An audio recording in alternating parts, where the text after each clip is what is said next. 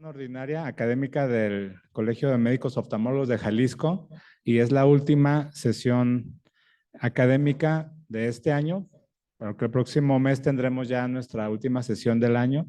Pues para mí es un gusto contar todavía con su presencia, sabiendo que es un día a lo mejor complicado para muchos en el que hay quien lo toma como festivo y hay quien lo tomamos como activo, pero bueno, les agradezco que hayan asistido el día de hoy. Eh, Siguiendo con nuestra orden del día, voy a pasar el micrófono a nuestro secretario, la doctora Beatriz Alvarado Castillo, para la lectura y aprobación, si así lo deciden, del acta correspondiente a la sesión del mes de octubre.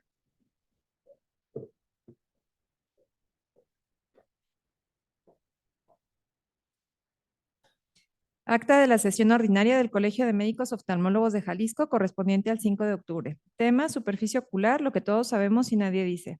Siendo las 20:30 horas del jueves 5 de octubre, se da por iniciada la séptima sesión ordinaria del año, teniendo como sede la Casa del Oftalmólogo.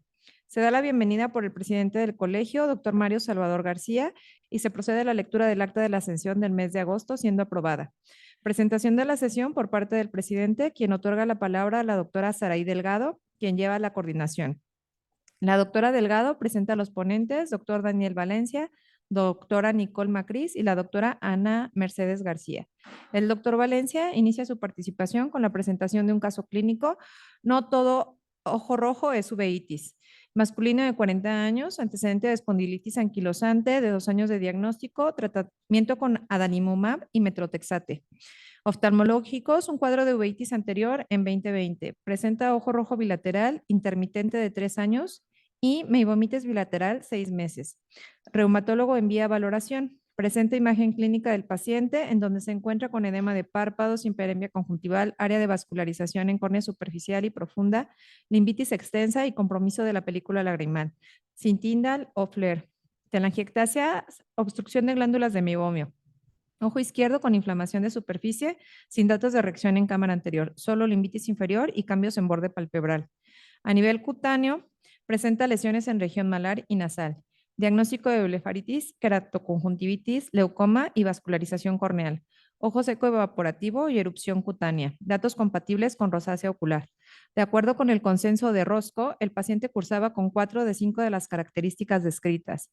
Se inicia tratamiento con doxiciclina sistémica, fluorometolona, ciclosporina y hialuronato de sodio y manejo no farmacológico con aseos de párpados y evitar factores desencadenantes. A la evolución, un mes después, disminución en la congestión de la vasculatura conjuntival, mejora de bordes palpebrales. Se decide continuar con manejo establecido. A 2 meses de la valoración, con regresión de vascularización y mejoría de la congestión. Enfatiza los pilares del tratamiento en casos de rosácea ocular que tienen como fin mejorar la calidad de vida del paciente, restaurar la estabilidad de la película lagrimal, reducir inflamación de la superficie ocular, eliminar factores de riesgo y disminuir los síntomas. Concluye refiriendo que la rosácea ocular es subdiagnosticada. No existe una prueba para confirmarla. 1/3 de los pacientes tiene riesgo de secuelas irreversibles y la inflamación ocular no es simétrica con la inflamación ocular. No todo ojo rojo es uveitis o escleritis. A continuación, la doctora Macris presenta el caso clínico, cirugía refractiva y enfermedad autoinmune. Femenino de 37 años, con dolor ocular, ojo rojo, lagrimeo y baja visual de ojo derecho de 7 días de evolución.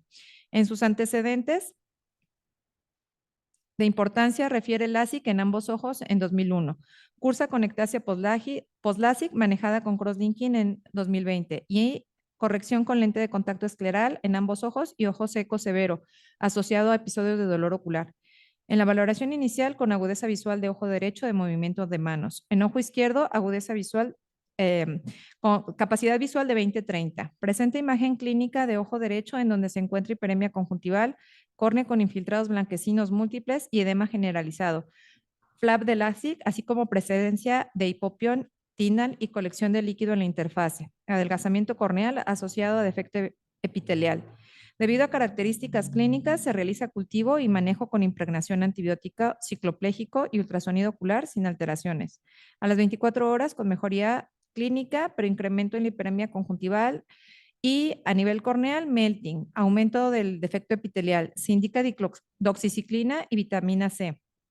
A los 7 días se presenta con aumento del hipopión y en ojo izquierdo hiperemia y reacción en cámara anterior.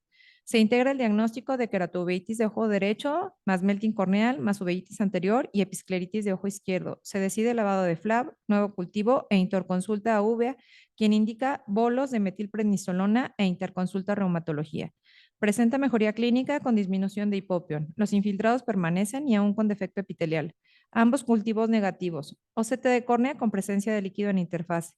Al reinterrogatorio refiere episodios de dolor y edema del oído derecho hace 2 años y una poliartritis asimétrica no erosiva, aunado a laboratoriales, leucocitosis, ANA positivo, ANCA positivo y complemento C3 disminuido. Se establece el diagnóstico de policondritis recidivante. Reumatología inicia manejo con adalimumab, metrotexate, ácido fólico y prednisona. Oftalmología indica lubricante, cicloplegia, prednisolona, doxiciclina, vitamina C y lente de contacto terapéutico en ojo derecho. Con esto mejora el cuadro clínico. Enfatiza las características de la policondritis recidivante, enfermedad inflamatoria poco frecuente, heterogénea, aparece en la quinta década de la vida, potencialmente mortal, y el oftalmólogo tiene un papel importante en su diagnóstico.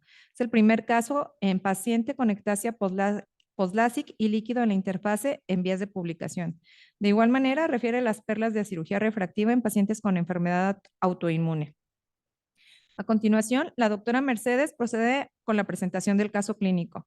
Femenino de 58 años, abuelo con glaucoma, operada de LASIK en ambos ojos en 2000. Debido al antecedente, se realizan campos visuales dentro de su valoración sin encontrar alteración evidente. Se mantiene en vigilancia hasta 2003 cuando se pierde seguimiento hasta 2014. La paciente presenta síntomas de ojo seco, presión de 18-19, se indica milímetros de mercurio, se indica tratamiento con lubricantes oculares, ciclosporina y fluorometolona en reducción. Disminuyen síntomas de ojo seco, pero en valoración de estudios complementarios se encuentra con escalón nasal y defecto en capa de fibras nerviosas. A la evolución con diagnóstico de glaucoma primario de ángulo abierto y se inicia con análogo de prostaglandinas. Apego irregular al tratamiento por enfermedad de la superficie ocular, presiones limítrofes, se inicia con betabloqueador. Presenta imágenes clínicas de 2017 en donde se observa alteraciones de ojo seco severo. Debido al mal apego, se realiza SLT 360 grados, presión en 11, pero con mejoría de superficie ocular. En 2018 se encuentra progresión y con incremento de PIO. Se agrega análogo libre de conservadores y aumenta la enfermedad de la superficie ocular. Al presentar progresión de la enfermedad, se decide realizar FACO más lente más iStent de ojo izquierdo, presentando hipema e hipertensión y manejándose con acetazolamida, timolol, dorzolamida. Limonidina con presión de 11 milímetros y en ojo derecho se realiza FACO más DIO más endociclofotocoagulación con presión de 16 con dorzolamida, timolol y acetazolamida. Se realizan estudios complementarios para descartar Sjögren, siendo negativos. El apego a tratamiento es irregular debido a las molestias generadas por el propio tratamiento. Se programa para una EPNP y se logra la suspensión de medicamentos para glaucoma. Se mantiene solo con hialuronato de sodio libre de conservadores, con mejoría importante de superficie ocular. Concluye con puntos para tener a consideración. Factores de riesgo para ojo seco. La enfermedad de la superficie ocular genera mal apego al tratamiento del glaucoma y es necesario rotar lubricantes y considerar uso de inmunomoduladores. Por último, la doctora Mercedes realiza una presentación con respecto al iStil Plus, ácido hialurónico, enfatizando la importancia de ser libre de conservadores y libre de fosfatos. El ácido hialurónico fue utilizado por primera vez como lubricante en 1982 y ha evolucionado de forma importante en los años siguientes. Ayuda a humectar, lubricar, proteger y dentro de sus acciones importantes es la restauración epitelial. No se conoce aún bien la dosis correcta o frecuencia de aplicación y se considera se debe determinar la mejor concentración y peso molecular. Se tocan temas varios por parte del presidente del colegio y se les invita a participar en las actividades programadas. El presidente agradece a los ponentes y se realiza la entrega de reconocimientos a los ponentes y al laboratorio patrocinador. Se da por terminada la sesión académica y se invita al ambiguo patrocinado por el laboratorio CIFI. Se aprueba el acta.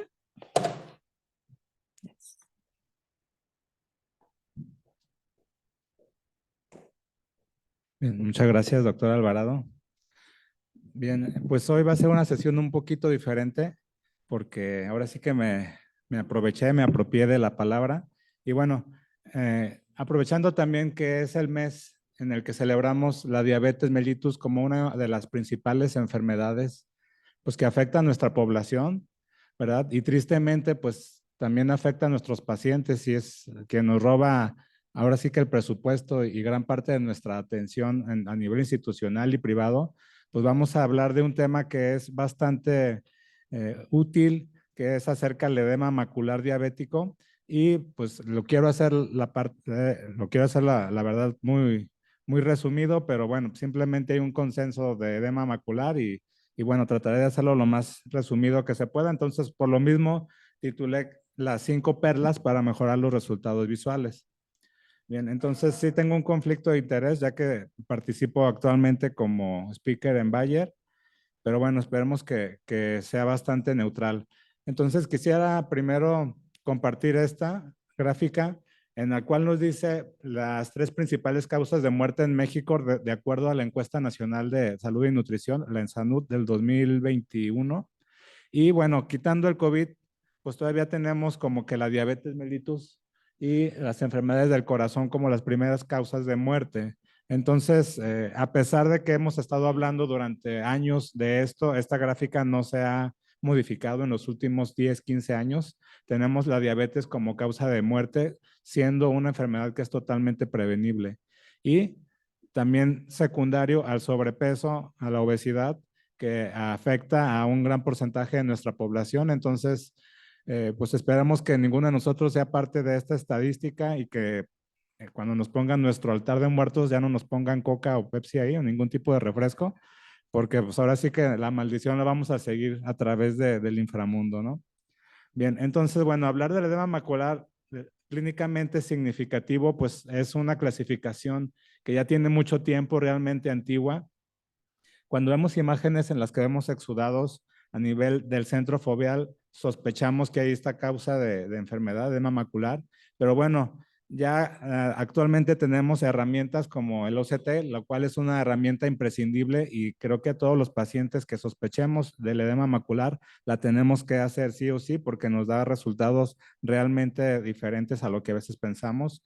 La clasificación actual está muy en relación a la que se desarrolló a partir de la previa del ETDRS, en la cual podemos identificar el edema macular de acuerdo a las zonas de engrosamiento y a las zonas que están afectando a nivel del centro foveal.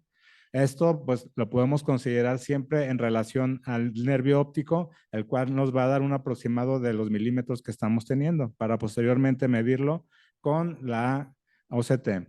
Entonces, es importante también tener en cuenta la clasificación tomográfica, en la cual podemos identificar lo que veríamos en un corte histológico y lo que antes la fluorangiografía nos dejaba todo como en sospecha, que es el engrosamiento difuso, como ven en la esquina superior. Y cuando estas lesiones tipo espongiformes o quistes pequeños van progresando y siguen creciendo de tamaño, nos desarrollan algo que se llama un engrosamiento macular cistoideo, que puede afectar y puede haber los cambios en la fobia y que se puede asociar con otro tipo de alteraciones como la presencia de líquido subretiniano y que puede haber combinaciones de todas estas alteraciones a nivel de nuestra mácula. Entonces, bueno, también es importante darle un recordatorio a lo que es este factor de crecimiento vascular endotelial, que es la molécula que actualmente va dirigido todo el tratamiento. ¿Y por qué es esto? Bueno, sabemos que el factor de crecimiento endotelial vascular se produce una vez que tenemos el estímulo de hipoxia tisular. Entonces, como consecuencia de este estrés oxidativo, más otros factores como la hiperglucemia, este factor de crecimiento endotelial vascular va a aumentar a nivel de nuestros tejidos, específicamente a nivel vascular, a nivel de la retina, y nos va a formar una serie de cambios histológicos, que es la pérdida de las uniones estrechas, con finalidad de que sean unos vasos permeables que posteriormente vayan a desarrollar nuevos vasos anormales para llevar una vía alterna de oxigenación a ese tejido que es hipóxico. Entonces, realmente estamos viendo la parte patológica de un proceso que posiblemente es fisiológico y que va encaminado a que nuestra retina y nuestra función visual se mantenga. Y bueno, clínicamente, pues nosotros lo vemos como este fondo de ojo nos demuestra la presencia de esta exudación y de estas hemorragias. Entonces, todo el tratamiento que va encaminado Y la primer perla para tener un buen resultado visual es utilizar este tratamiento de vanguardia que es los medicamentos antiangiogénicos. Entonces, este factor de crecimiento endotelial vascular no nada más se necesita tenerlo a nivel de los tejidos retinianos, sino que se necesita un receptor también a nivel de la membrana celular que esté expresado y que lo esté excitando para favorecer toda la cascada de alteraciones inflamatorias y vasculares. Entonces, una vez que este factor de crecimiento endotelial vascular llega a este receptor, nos va a aumentar la permeabilidad vascular, nos va a aumentar la proliferación endotelial y esto nos va a dar la cascada de inflamación y de líquido que vemos clínicamente. Y el tratamiento pues va encaminado a inhibir tanto la cantidad de factor de crecimiento endotelial vascular como inhibir su presencia o su acción a nivel de los receptores. Entonces, actualmente estas son las terapias anti-VEGF que tenemos. Creo que la mayor parte de nosotros hemos tenido contacto y hemos tenido ya una práctica en la que han estado presentes ya desde aproximadamente 20 años con nosotros. Ahora sí que de acuerdo a cómo evolucionaron o cómo aparecieron en el mercado, tenemos el bevacizumab, que sabemos que su mecanismo o su indicación principal es para el tratamiento de pacientes oncológicos con cáncer colorectal y que se vio una utilidad sobre todo por este mecanismo de inhibir la angiogénesis. Entonces, a partir del bevacizumab se desarrollaron otras moléculas como el ranibizumab y como el aflibercept ya últimamente, posteriormente el brolucizumab y el último es el faricimab. Todos tienen, ahora sí que hay cosas bastante en común. Generalmente, bueno, todos excepto el aflibercept son anticuerpos modificados con fragmentos de estos receptores anti-VEGF que hay aquí, los que ven en las imágenes, el FR1, el R2, el R3. Entonces, bueno, todos tienen un mecanismo de acción muy similar que es inhibir la unión de esta molécula a nivel de los receptores e inhibir todo el proceso fisiopatológico. Las diferencias entre estas, pues bueno, es la forma en la que están desarrolladas. Por ejemplo, el aflibercept es una molécula que se desarrolló con mayor tecnología, la cual es una molécula de unión de dos proteínas con una fracción cristalizable y esta, aparte de inhibir el VEGF-B, nos va a inhibir el factor de crecimiento plaquetario y bueno, últimamente el faricimab, que es el que está saliendo prácticamente del cascarón, aparte de inhibir estas moléculas del VEGF y todas sus isoformas, también va a tener presencia al inhibir los factores de crecimiento antiangiopoyetina. ¿Sí? Y entonces, teniendo toda esta opción de tratamiento, ¿cuál vamos a aplicar? Pues bueno, idealmente en un mundo donde tenemos todos los recursos, pues creo que no va a haber problema, ¿no? Podemos utilizar prácticamente cualquiera de las que están desarrolladas para uso exclusivamente oftalmológico, como es el aflibercept, el ranibizumab o el faricimab. El brolucizumab lo tengo ahí con una tachecita porque aunque salió recientemente y aunque en teoría me mostraba que iba a tener buena relación con nuestro ojo, pues se asoció con enfermedad inflamatoria de la retina, enfermedad inflamatoria, enfermedad oclusiva. Entonces, estos efectos inflamatorios que causaba hizo que esté como en un stand-by, a no ser que mejoren la molécula. Y el bevacizumab, pues que sabemos que es el medicamento que se utiliza en gran parte del mundo. Se utiliza, como llaman, fuera de etiqueta off-label. No hay una indicación oftalmológica como tal. Y en México, pues tenemos también ahí una opción de que la COFEPRIS no lo está impidiendo, ¿no? Está prohibido aplicarlo en México. Entonces, ante el caso de que tengamos un efecto adverso y nuestro paciente investigue qué le pusieron y le decimos que fue el bevacizumab, pues creo que salimos perdiendo. Entonces, las opciones quedan el aflibercept, el ranibizumab y el faricimab. ¿Cuáles escogemos?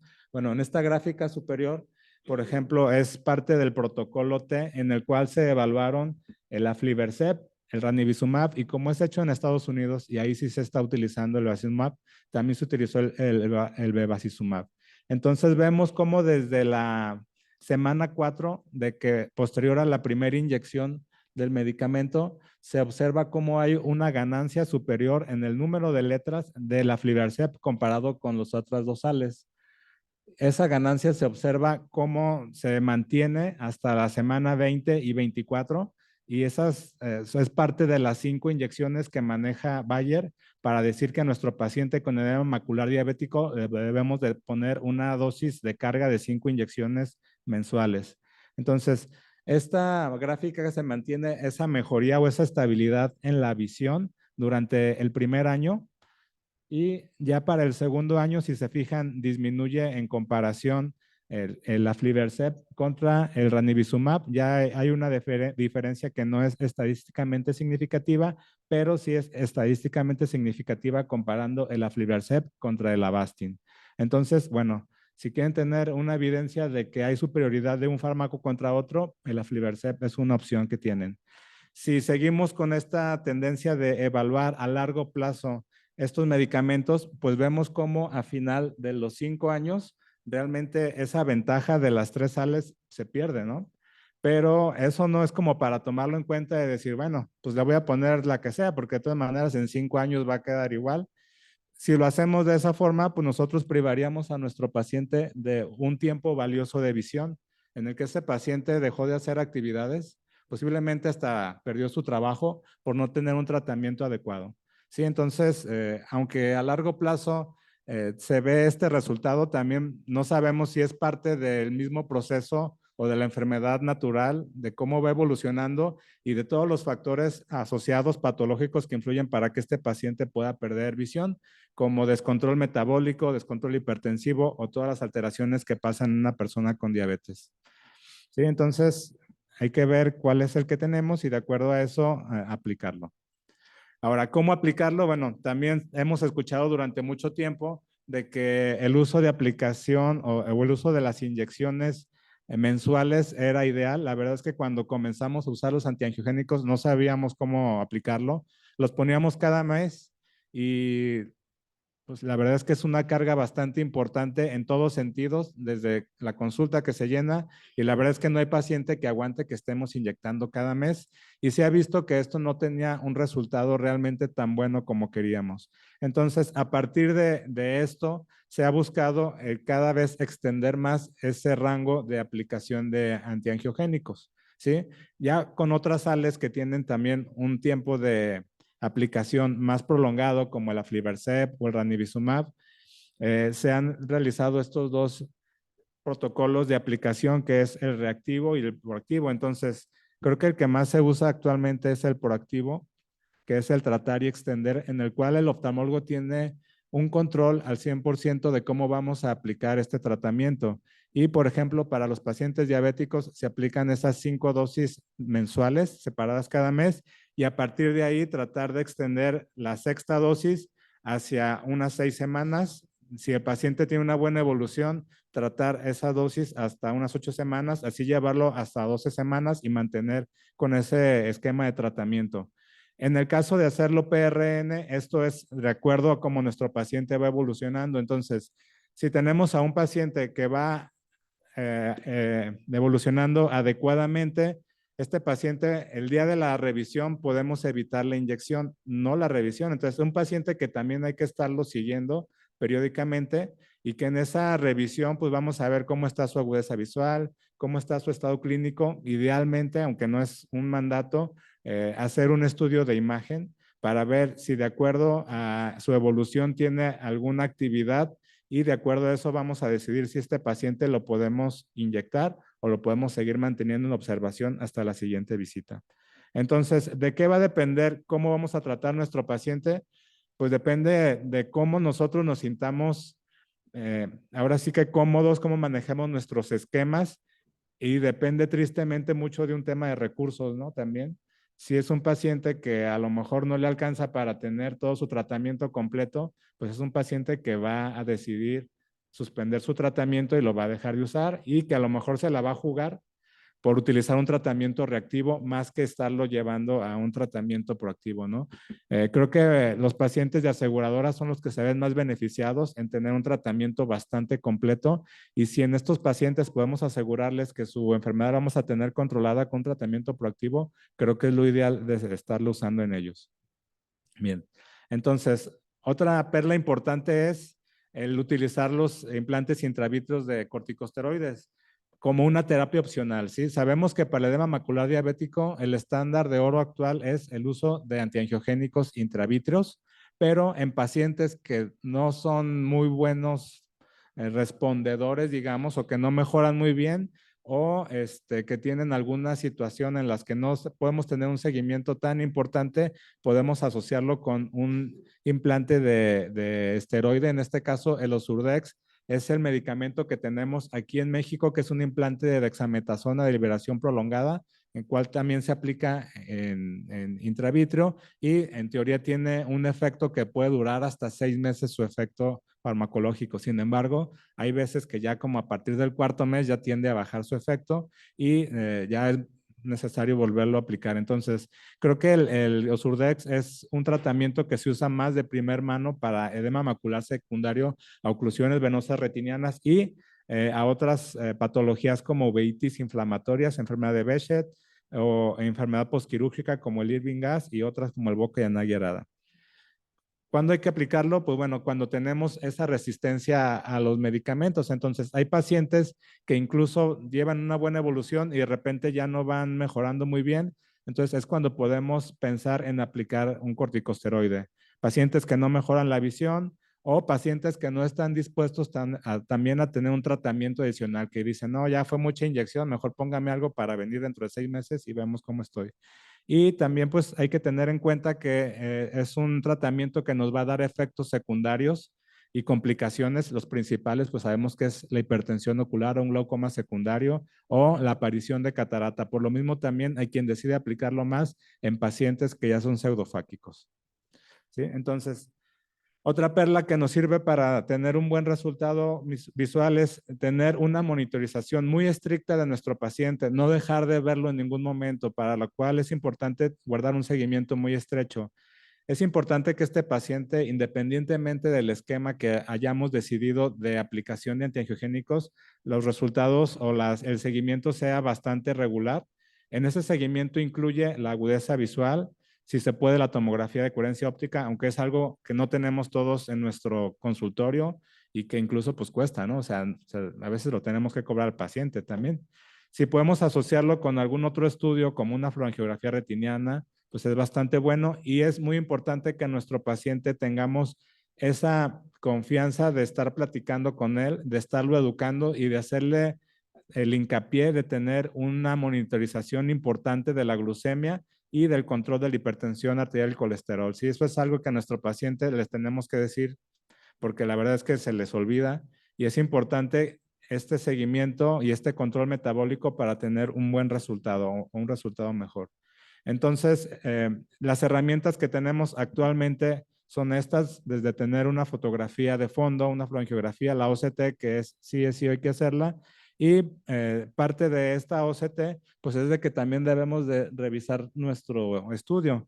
Entonces, hay algo que se nos puede ir, como que es un edema macular subclínico, que si se fijan este paciente, en esta imagen de arriba podemos decir que no lo inyectamos porque no tiene un edema macular franco. Incluso en el centro de la mácula, con 224 micras, el equipo no lo menciona así. Y un edema macular subclínico se define como eso, ¿no? Un edema macular que tiene alrededor de 225 a 275 micras, que están sobre todo en la parte paracentral de la retina, y que estos pacientes, un 30% de edema macular subclínico evolucionan a un edema macular pues con todas las características dentro de un plazo de 2 años. Entonces, estos pacientes también no debemos de perder la vigilancia para aplicarles su tratamiento oportuno. Actualmente y con el COVID, pues nos enseñó de que a los pacientes debemos de buscar una alternativa para estarles dando este seguimiento. Afortunadamente se han desarrollado ya plataformas en las cuales el paciente se puede estar monitorizando y estar enviando la imagen para que un oftalmólogo lo esté vigilando y decida el paso a seguir. igual nos podemos ayudar de alguien en la familia que le esté tomando la imagen. Y bueno, ya creo que lo que veremos próximamente es la utilización de apps en la cual el paciente también se esté monitorizando mediante rejillas su visión y nos esté indicando si hay alguna alteración que se esté presentando de una forma aguda. Bien, otra parte muy importante es identificar los biomarcadores. Muchas veces nuestros pacientes no tienen una buena evolución desde el inicio del tratamiento y o esta evolución buena inicialmente se pierde. Entonces, sabemos que un biomarcador pues es una característica biológica que la podemos medir y que este biomarcador es el que nos va a decir si este paciente lo cambiamos de tratamiento o simplemente hablar desde él de un inicio y decirle, ¿sabe qué? Usted, de acuerdo a estos estudios, tiene un pronóstico bastante reservado para que su visión mejore con el tratamiento.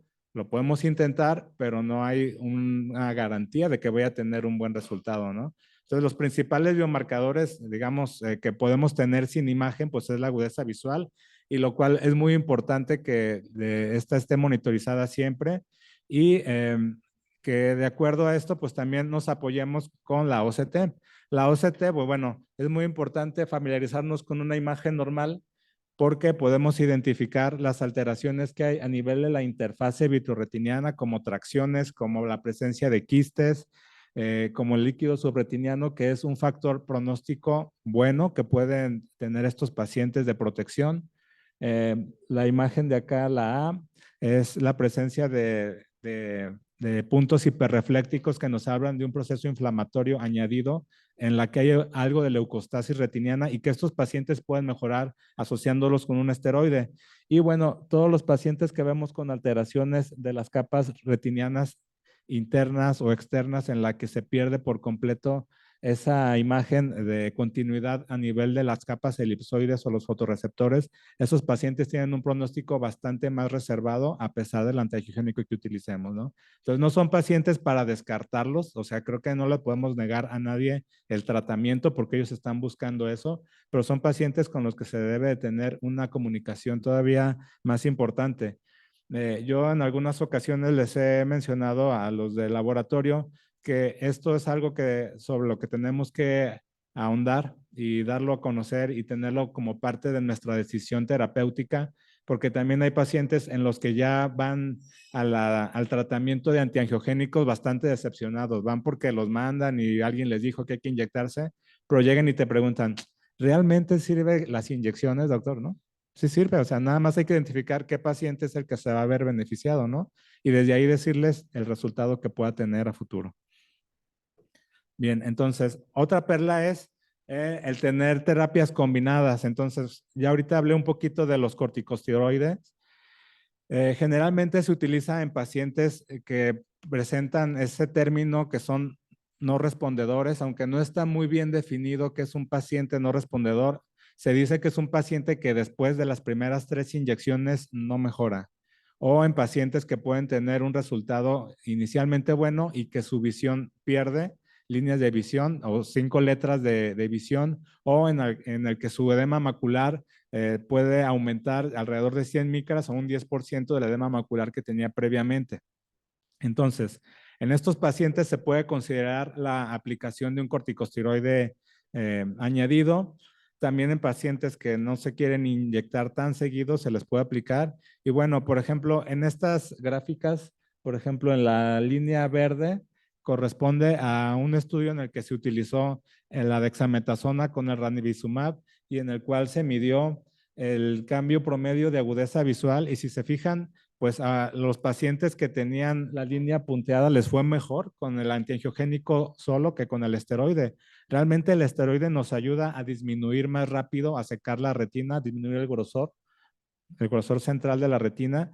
Y esto hay que tomarlo en cuenta porque sí, podemos decirle a nuestro paciente, pues sí mejoró su edema macular, pero el paciente nos puede decir, pues sí mejoró, pero yo sigo viendo igual de borroso, ¿no?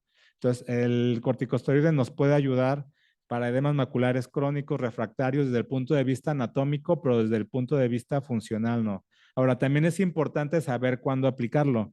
Hay este tratamiento que es el switch temprano o el switch tardío, entonces Por ejemplo, los pacientes que se les pone el antiangiogénico antes de las 12 semanas tienen un mejor resultado a largo plazo que los que se le pone un tratamiento ya tardío, alrededor de un año. Entonces, si uno decide poner un corticosteroide añadido, hay que aplicarlo dentro de esas primeras 12 semanas de que vemos que nuestro paciente no está respondiendo. Bien, otra terapia es el láser. Aquí hay que tener considerado que nuestro paciente muchas veces puede tener un edema macular y una retinopatía diabética proliferativa, en el cual es necesario ponerle un tratamiento de una fotocoagulación con láser periférico. Entonces, en estos pacientes, lo ideal es primero poner el antiangiogénico y a las 2 semanas poner el láser, porque el edema macular que puede tener este paciente se puede exacerbar y en ocasiones, digamos, salir de control. En el caso de utilizar un tratamiento de fotocoagulación selectiva, hay que tener bastante cuidado. Hay que hacerlo siempre guiado con una fluorangiografía y de preferencia, pues con alguien que tenga esta experiencia para la modificación de los parámetros que se deben de aplicar. También, de acuerdo a este protocolo y de la parte del Restore, nos dice que los pacientes que se les aplicó una fotocoagulación selectiva presentan una agudeza visual menor y una peor resolución del edema que los pacientes que solamente tenían antiangiogénico. Entonces, en caso de que necesitemos aplicar el láser selectivo, estos pacientes solamente va definido el tratamiento a los que tengan microaneurismas 300 micras fuera del área central y solamente como un rescate y esperar también al menos unos 4 meses para ver cómo le fue a este paciente, ¿no? O sea, le ponemos el láser y esperar. No nos va a dar un efecto inmediato. Generalmente el láser puede dar efectos. Hay pacientes que hasta los 2 años es cuando vemos una resolución de su edema, ¿sí? Y bueno, lo que está también muy de moda es el cuándo switcharlos a otro antiangiogénico. Híjole, este también creo que es un tema bastante álgido porque a veces estamos acostumbrados al que ya estamos poniendo algún antiangiogénico y el paciente no mejora y rápido lo queremos cambiar. Bueno, realmente en esta parte del estudio Early nos muestra estos 3 brazos en el que se aplicaron este medicamento, el ranibizumab, a los pacientes y se vio que los pacientes que iban a mejorar, mejoran desde las primeras dosis, ¿no? Desde las primeras 12 semanas. Los pacientes que no van a mejorar, no van a mejorar a pesar de que sigamos el tratamiento. Entonces, también parte de este estudio es de que se switchó a estos pacientes simulado a seguirles poniendo ranibizumab y estos pacientes mostraron una mejoría, pero realmente está más relacionado con todo la atención que se les puso y todo lo que se modificó a estos pacientes. No hay actualmente evidencia de que el mejorar con un medicamento antiangiogénico diferente sea una indicación para switcharlos. Entonces, también esto hay que tomarlo en consideración, a pesar de lo que ahorita vaya a hablar con otras sales. Y bueno, una alternativa también que es todavía más debatible que el switchar a nuestros pacientes es hacer una vitrectomía temprana. Pros, pues es que podemos tener un resultado bueno, más rápido, en el que la recurrencia de edema macular es poca, el 15% aproximadamente en 10 años, pero es bastante bueno, y que incluso en costos es mucho mejor para un paciente operarlo una sola vez y evitarse el tratamiento largo de inyecciones, ¿no? Y bueno, en teoría, pues al quitar este vítreo en el que está lleno de factores inflamatorios, el retirar la hialoides, el retirar factores traccionales, pues va a tener un efecto protector contra una retinopatía diabética más avanzada. Contras, pues es que no hay evidencia contra esto y aunque pueda haber alguna mejoría anatómica, muchas veces también no hay una mejoría funcional. Entonces, también esto está sobre todo definido para pacientes que tienen enfermedad temprana, pacientes diabéticos tipo 1 en los que tienen enfermedades agresivas y en el que el tratamiento tiene que ser igual de agresivo y pacientes que tienen limitaciones para tener el apego al tratamiento de antiangiogénicos y teniendo el cuidado también muy importante de que estos pacientes deben de guardar un control metabólico también bastante importante, ¿no? Porque de otra forma el efecto benéfico de la vitrectomía temprana se puede perder. Bien, entonces, ¿qué esperar para el 2024? ¿Qué nos llega para el próximo año? La verdad es que todos los tratamientos van encaminados al inyectar lo menos que se pueda a nuestros pacientes, ¿no? Ya que se ha visto, pues que hay que disminuir riesgos y hay que ofrecerles tratamientos más seguros con la misma eficacia que el estarlos inyectando más seguidos. Entonces, viene el Vabysmo, que bueno, ahorita voy a hablar un poquito de él, que es el faricimab, el estudio Fotón, que ya también está muy próximo, en el que ya hay resultados al utilizar una dosis de 8 miligramos de aflibercept para estas inyecciones, también tratar de diferirlas que de cada 12 a cada 16 semanas. Y bueno, vienen tratamientos vía oral, como estos de Locufy Pharma, y este antifibrinolítico oral, ¿verdad? Que bueno, esperemos que tengan una mejor evolución que el Brolucizumab. Y bueno, el faricimab, pues es el medicamento, el Vabysmo o el Vabysmo que está actualmente saliendo. Este medicamento se acaba de realizar sus estudios a nivel de Estados Unidos con el estudio Yosemite o Yosemite y el RHINE a nivel de Europa. Y bueno, la molécula del faricimab, pues también que es una molécula o un anticuerpo modificado que tiene también esa afinidad hacia todas las isoformas del VEGF, los bloquea y compite contra los receptores para que no hagan su efecto, pero que aparte le agregaron que tiene un factor que también inhibe a nivel de los receptores de la angiopoyetina. Entonces, esto en teoría nos ayuda a mejorar la estabilidad vascular, reduce la inflamación y reduce el filtrado vascular. Se hizo este estudio en el que se utilizaron tres brazos para ver su eficacia y se comparó contra esos 2 miligramos de aflibercept a utilizarlo a como dice aflibercept cada 8 semanas. Entonces tiene sus dosis de carga y de ahí se fueron estandarizando o aplicando los medicamentos a como lo dice la casa de Bayer. Faricimab, entonces, de acuerdo a otro estudio previo que es el Boulevard, se utilizaron 6 miligramos en el que también ellos pusieron 6 dosis de carga y de ahí se llevaron a los pacientes a estarlo aplicando una inyección cada 8 semanas y el otro brazo en el que se ponían 4 dosis de carga con un tratamiento que ellos llaman el intervalo personalizado de tratamiento, que es el PTI, y se simulaban tratamientos de acuerdo a cómo veían ellos la evolución del paciente. Entonces, de acuerdo a estos estudios, en esta primera gráfica se vio cómo hay un cambio promedio en la mejor agudeza visual final. Y bueno, si comparamos ahora sí que todos los resultados, incluso vemos que la aflibercept tiene una superioridad. No es estadísticamente significativa, pero tiene un resultado bastante bueno en el que el faricimab ahí no le llegó. Y, por ejemplo, si vemos la otra gráfica en el que hay un cambio promedio en las semanas, pues vemos que el resultado también es bastante similar, ¿no? Por ejemplo, con esta en la que se midió la ausencia de edema macular diabético, vemos que hay mayor ausencia de edema macular, mayor ausencia de líquido en los pacientes que se utilizó el faricimab en sus dos brazos, tanto de inyecciones cada 8 semanas como en el que se utilizó cada hasta 16 semanas comparado con el aflibercept. Y bueno, en los resultados pues, nos hablan que durante estos 2 años que se llevó este estudio, el faricimab demostró una eficacia duradera con dosis que se pueden poner inyecciones hasta cada 16 semanas. Y bueno, tiene una vía alterna de tratar a estos pacientes que es a través de la inhibición de este nuevo o de esta vía, que es el factor de angiopoyetina.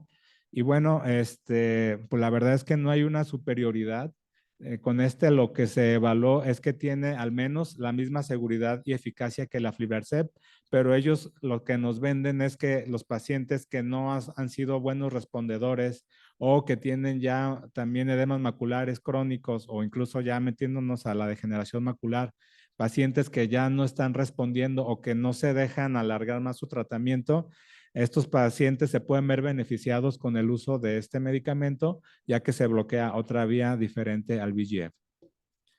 Y bueno, pues ahora sí que recordando nuestro Día Mundial de la Diabetes, que es este 14 de noviembre, me quedo con conclusiones como que el edema macular es una enfermedad multifactorial, es una enfermedad bastante compleja en el que no está relacionado con la severidad de la retinopatía diabética. La podemos ver desde pacientes que tienen un diagnóstico inicial y generalmente, pues mientras la patología está más severa, está más presente y por lo mismo es necesario diagnosticarla a tiempo. Entonces, si a nuestro paciente diabético no tiene una buena refracción y no nos mejora, lo ideal es hacerle incluso una tomografía de retina para descartar que tenga un edema macular subclínico incluso y que vaya a progresar hacia un edema macular. Es más fácil tratar a un paciente que tiene una agudeza visual buena. Son pacientes que con 20, 40, 20, 50 de visión son candidatos a tratarlos porque el techo en el que pueden alcanzar una visión va a ser más rápido llegar a un 20-20 que llevar a un paciente de 20-200 o cuentadedos a 20-20. O sea, prácticamente va a ser imposible, ¿no? Entonces, mientras tengamos un diagnóstico oportuno, también debemos ofrecer a nuestros pacientes un tratamiento oportuno. Hay que platicar con los pacientes y hay que platicar con los familiares. La verdad es que la diabetes es una enfermedad en la que hay que modificar todo el entorno familiar. Yo lo que les comento a muchos, pues que es muy complicado el decirle, no, a ti no, tú no puedes tomar coca y tener la coca ahí todos comiendo, ¿no? Entonces, y aparte, bueno, heredamos patrones también de alimentación. Entonces, vemos un paciente que tiene diabetes y tiene sobrepeso y vemos al hijo joven que tiene sobrepeso y que sabemos que va a brincar próximamente a eso, ¿no? Entonces, sí hay que hacer mucho hincapié en modificar todo el entorno familiar.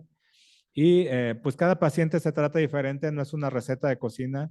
Creo que aquí aplica también el tratar y de acuerdo a cómo vamos viendo, podamos modificando. Sí, entonces eso hay que dejárselos claros al paciente de que es un tratamiento largo. Ya está completamente fuera de lugar decir que van a ser 3, 4, 5 inyecciones. Eso solamente es para iniciar el tratamiento. Hay que hacerles hincapié que es un tratamiento de por vida prácticamente en el que el primer año se va a inyectar un número de aproximadamente 8 o 10 inyecciones y que si todo tiene una buena evolución, el segundo año van a disminuir esa cantidad de inyecciones y que la finalidad de todo pues es de que el paciente gane tiempo de visión, ¿verdad? Entonces, pues si alguien tiene algún comentario, se los agradezco. Si no de otra forma, pues espero que no los haya aburrido con esta plática.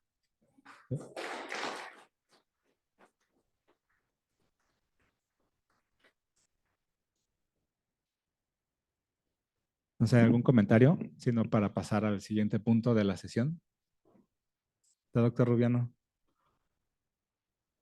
¿No? Bien. Entonces vamos a pasar a lo que es asuntos varios. Y bueno, como ya les he dicho durante todas las sesiones previas y a partir del curso que tuvimos en el mes de agosto, pues seguimos con la planeación de nuestro curso internacional en la playa. Pues ahora sí que deseando la mejor resolución para el curso de la Sociedad Mexicana de Oftalmología. Pero bueno, si no se puede hacer en Acapulco, pues nosotros los esperamos en Vallarta, esperando también que el clima sea benévolo con nosotros, si no estemos dentro de un año con este mismo aspecto, ¿no? Creo que todavía tenemos promoción este año para a que aparten sus habitaciones de hotel y todavía tenemos promociones con el costo del hotel, del curso y pues la verdad es que va a estar bastante excelente. Bueno, lo que nos toca también el día de hoy es votar 3 miembros que se tienen que renovar para la mesa directiva del próximo año, que es el coordinador académico, el primer vocal de finanzas y el vocal ante el Consejo Mexicano de Oftalmología. Igual, recordarles que tenemos la urna